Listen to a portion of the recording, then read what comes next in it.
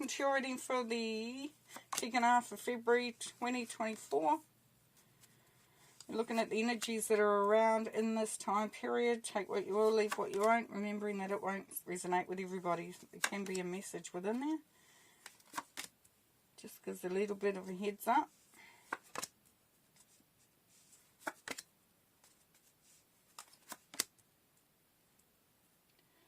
A bit of sword energy going on there.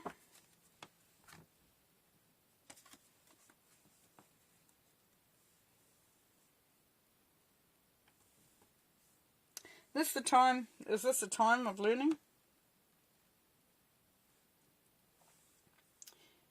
I'd say for some of you then it would be a very important time to seek some advice, some support from someone who's in the know, professional.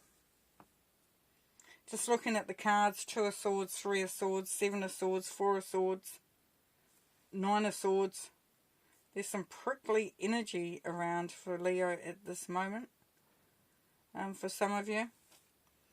Hierophant really, there may be a sense here that you need to connect with some higher beings, calling in your guardians, looking for an understanding outside of the norm would be there.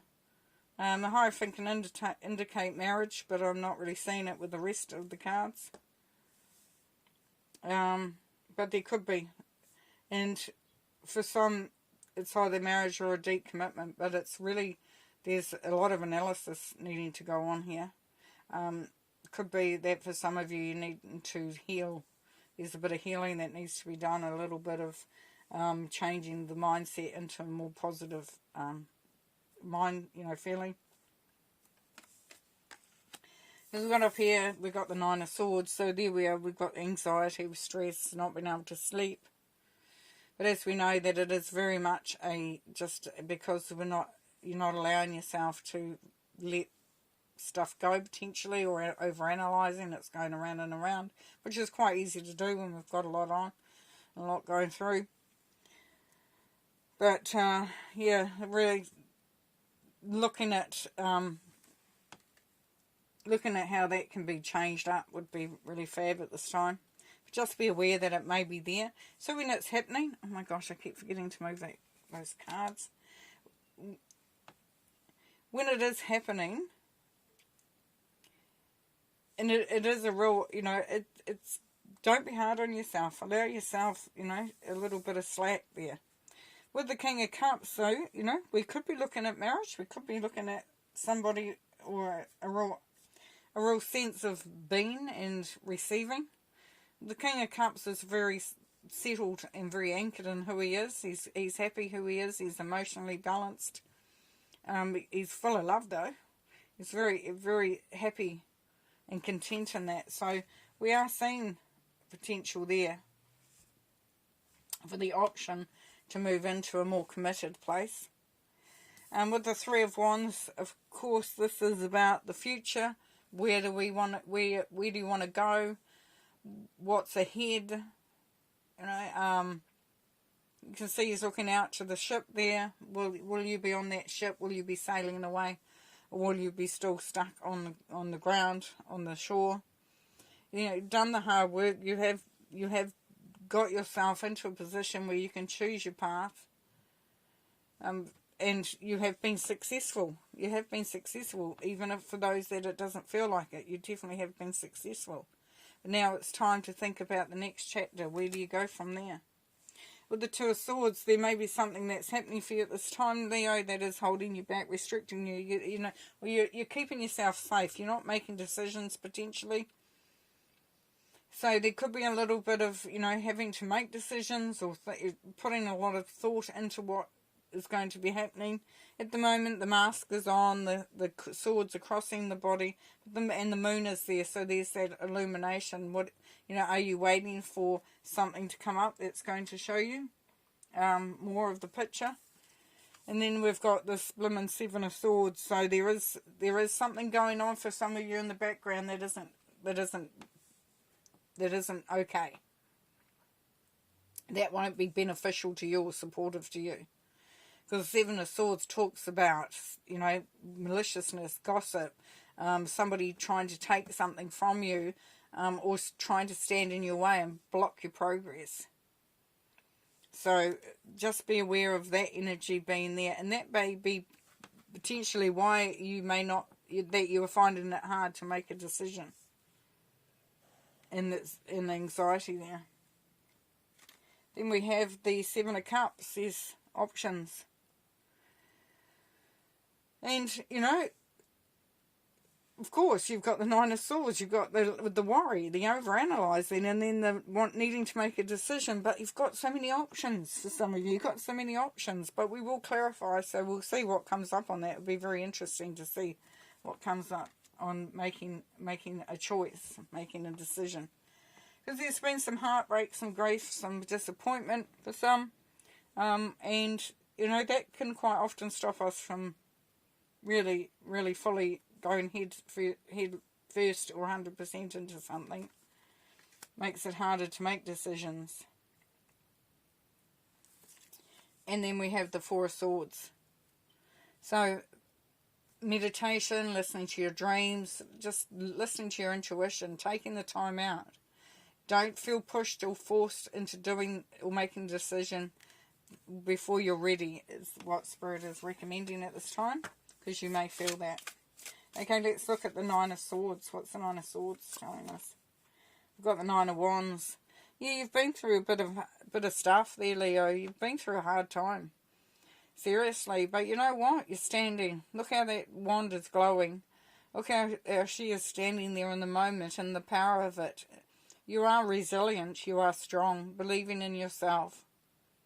Believing in yourself and knowing that you have been through and you have survived. And you have succeeded to get to this point in time.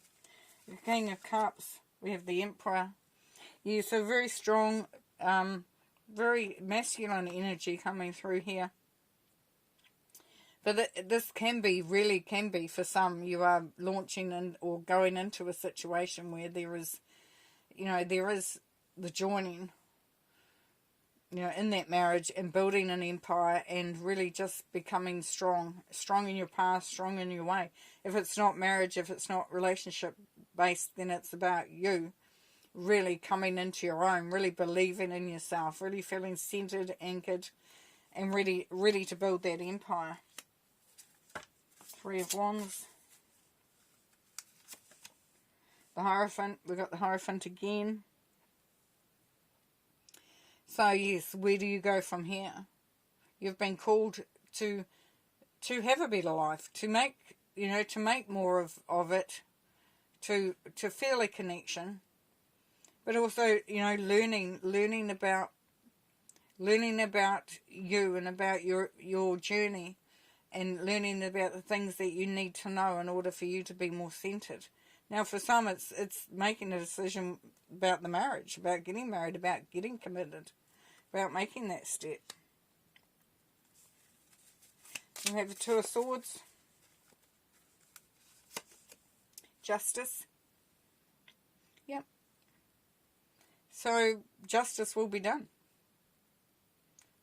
If you've been, trying to make a decision about a legal matter, then it will come through. And the Justice card generally talks about balance in the outcome. So it will be a just outcome.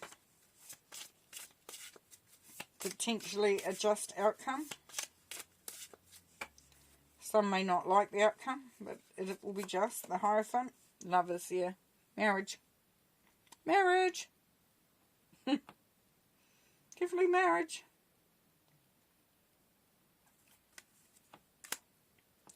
Oh. Ruby, your claws, darling. Seven of Swords. With the dog under the table. Seven of Swords, Six of Pentacles. Yes, watch. Somebody may be draining you financially or any of your resources. Because the Six of Pentacles can be about generosity, giving. Someone's taking, someone's given. So just be careful what you're giving to there, and to what extent that is, and how what's the motivation of the person or the situation you're giving it to. With the Seven of Cups, as we know, it's about options, making decisions on that, and it's the Fool. So take a chance, take a leap, choose something, go for it. Have faith that it will work out. The Three of Swords, there's a lot of messages, isn't there? We've got the Moon.